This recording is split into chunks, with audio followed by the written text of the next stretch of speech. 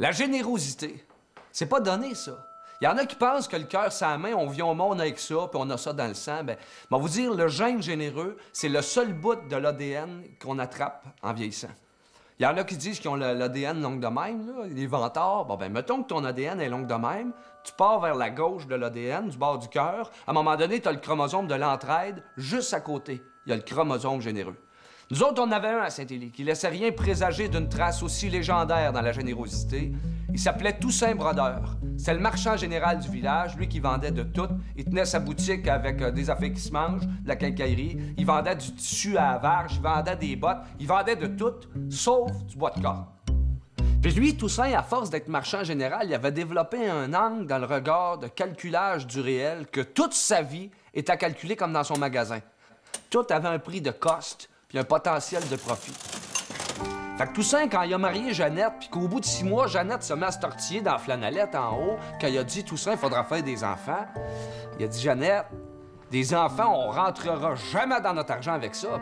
Puis il avait montré en guise d'exemple les voisins, la famille Gélina. Ça vivait pauvrement, ça. La bonne femme avait eu 473 enfants collés. Il y avait tout entre 7 et 14 ans. Elle les a eu rapprochés. Il venait de rentrer dans une crise de croissance aiguë que de même, de croissance en croissance, il n'y a plus une paire de bottes qu'il faisait dans la maison. 473 enfants qui vivaient nu-pieds de même, qu'un bon jour, il y en a un de ces enfants-là qui a gratté d'un crack du plancher puis en dessous des tapis pour se ramasser un petit trésor en argent qui s'est dit qu'il allait se chausser, lui. Il y avait pas loin d'1 piastre quand il s'est présenté chez Toussaint Brodeur, puis il est venu le temps de payer, puis Toussaint a annoncé qu'une paire de bottes, c'était 2 piastres. Fait qu'il n'avait pas assez, fait que Toussaint, quand même, qui a dit « Je vais te donner une botte tout de suite, puis quand tu auras fini de payer ce qui te manque, tu viendras chercher l'autre, je vais te la garder sur le comptoir. »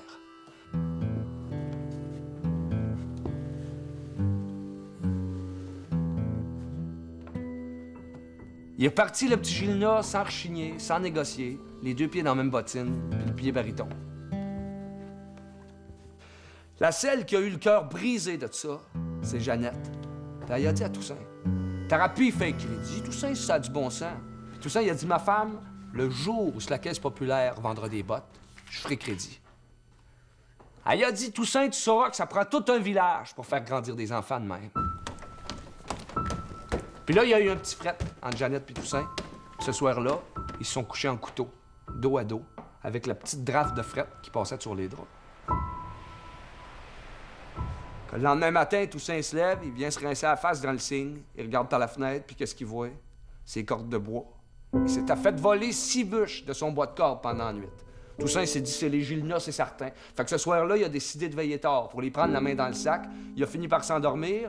Le surlendemain, il manquait encore 6 bûches. Il s'est dit, ils doivent venir de bonne heure le matin. Il a mis son cadran, il manquait 6 bûches de plus. Puis de même, jour après jour, qu'au bout d'une semaine ou deux, il y avait une corde et demie de bois qui s'était fait voler, Toussaint.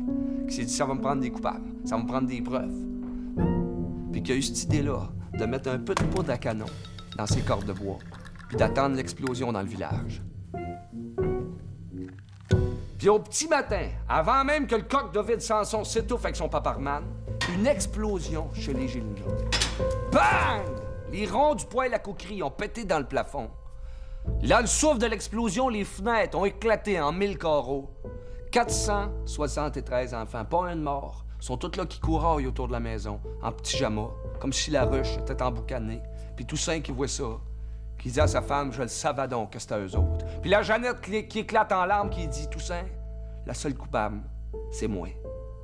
Puis là, il a raconté à son homme que depuis ce jour-là, où elle l'avait vu laisser partir un enfant avec un pied dans la neige, elle dit, Toussaint, tous les soirs, dès que tu te mettais à ronfler, je partais, j'allais te voler 6 bûches que je livrais au Gélina. Elle dit, Toussaint, si t'as pas de mes vols puis de ton bois de corde, on aurait peut-être l'homme de 473 enfants, morts gelés, c'est la conscience. Toussaint, il a pas su comment réagir. Il s'est sacré un coup de poing dans le chambranle de la porte. Puis il est disparu dans la nuit noire de ce soir-là, que Jeannette s'est mise à s'inquiéter à savoir jusqu'où que la colère le mènerait. Puis elle l'a su juste le lendemain. Les petits Gilna, quand ils se sont réveillés, ils ont trouvé sur le galerie 473 petites paires de bottes fourrées en mouton. Il y avait avec ça une poignée de change. Il arrivait pas loin d'1 piastre.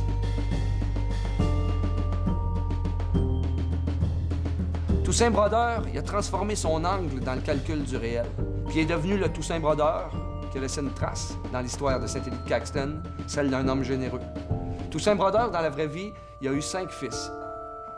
5 gars qui sont tous à l'école, qui ont eu chacun un bicycle à pédale neuf, qui ont tous eu une chemise neuve pour les premières communions.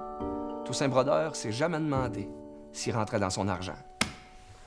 Puis à l'avenir, à chaque fois que la Jeannette disait à son homme que ça prenait des villages pour faire grandir des enfants de même, Toussaint, il répondait que c'est surtout que ça prenait des enfants pour faire grandir les villages. Et Toussaint, il est devenu une légende de générosité. Comme chacun peut choisir de le faire, avec Entraide, on vous offre de vous légender. Sur mesure, 36 façons de donner, à aider le voisin, à aider celui qui est loin. Vous cocherez la région que vous avez dans le cœur. Puis si vous chaussez du 2, on prend du 2. Par paye, si vous voulez. Avec Entraide, on vous offre d'offrir pour que vous choisissiez vous-même la trace que vous allez laisser, pour peut-être donner du germe à votre propre légende.